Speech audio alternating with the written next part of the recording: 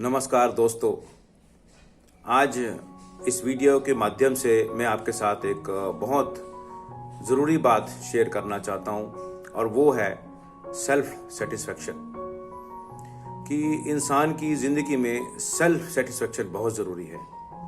चाहे वो कहीं पर भी काम कर रहा हो, चाहे वो कंपनी का मालिक हो, दुकान का मालिक हो, एम्प्लॉय हो, दुकानदार हो, कोई भी हो, तो उसको सेल्फ सेटिस्फेक्शन उसकी ज़िंदगी में उसको ऊर्जा देने के लिए, उसको ताकत देने के लिए और उसको आगे बढ़ने के लिए सेल्फ सेटिस्फेक्शन बहुत ज़रूरी है। इसके साथ साथ एक बात और बताना चाहता हूँ कि आप जहाँ पर भी काम कर रहे हो, जिस भी महकमे में काम कर रहे हो, आपके जो सराउंडिंग लोग हैं वो भी आपसे खुश होने चाहिए। कि आपके जो सराउंडिंग लोग हैं वो आपसे कितने खुश हैं। अगर वो आपसे खुश हैं तो मैं समझता हूँ ये किसी भी पूजा, किसी भी तपस्या से कम नहीं होगा।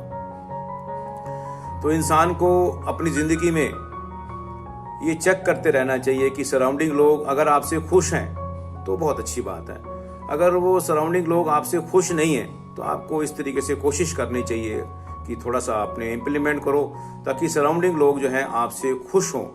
अगर वो खुश नहीं है तो आप कितनी भी तपस्या कर रहे हो, पाठ पूजा कर रहे हो, दान पुण्य कर रहे हो, तो उसके कोई मायने नहीं है। तो ये चेक करते कैसे करना चाहिए, मैं आपको एक छोटा सा एग्जांपल इसको बताता हूँ। कि एक बहुत टाइम पहले की बात है कि एक लड़का किसी टेलीफोन बूथ पे फ़ोन करने के लिए गया। तो जब वो टेलीफोन बूथ पे फ़ोन कर रहा था किसी को, तो एक संयोगवश एक दुकान पास में थी, दुकानदार उनकी बातों को सुन रहा था। तो उस लड़के ने एक किसी घर पे फ़ोन में मिलाया और वहाँ पर जो घर की मालकिन थी उसने फ़ोन उठाया।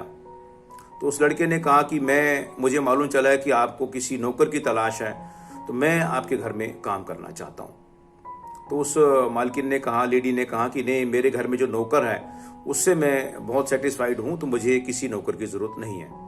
तो उस लड़के ने उसे बार बार कहा कि आप मुझे काम पे रख लीजिए, मैं आपके नौकर से कम सैलरी पे काम करूँगा और ज़्यादा काम करके दूंगा और मुझे काम की ज़रूरत भी है। लेकिन उस लेडी ने कहा कि मैं नौकर से सेटिस्फाइड हूँ। तो ऐसा करके उसने फ़ोन को रख दिया। तो वो जो दुकानदार था वो उनकी बातों को सुन रहा था। कि दुकानदार ने उस लड़के से कहा कि अगर आपको इतनी ही काम की ज़रूरत है तो आप मेरे पास काम कर लीजिए, आपको अगर बहुत ज़रूरत है तो उस लड़के ने कहा नहीं, मेरे को काम नहीं करना, मैं काम कर रहा हूँ। तो दुकानदार को थोड़ा सा अजीब सा लगा कि अभी तो ये बहुत रिक्वेस्ट कर रहा था, अब कह रहा है काम नहीं करना।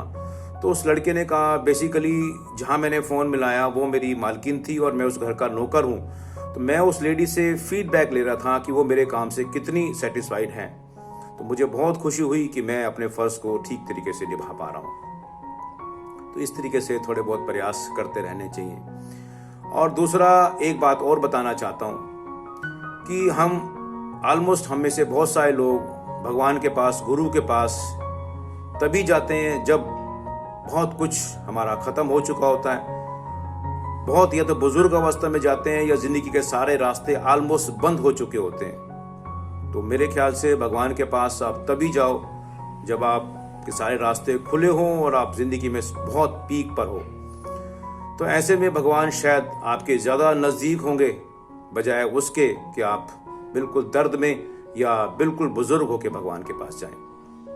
देखिए, मैं आपको इस छोटे से एग्जाम्पल के माध्यम से बताना चाहता हूं कि अगर आप किसी दुकान के मालिक हैं या फैक्ट्री के मालिक हैं, अगर आपको किसी एम्प्लॉय की ज़रूरत है तो आपके पास कोई बुजुर्ग बंदा आता है या कम पढ़ा लिखा आता है, तो उसकी जगह आप यंग बंदे को रखोगे।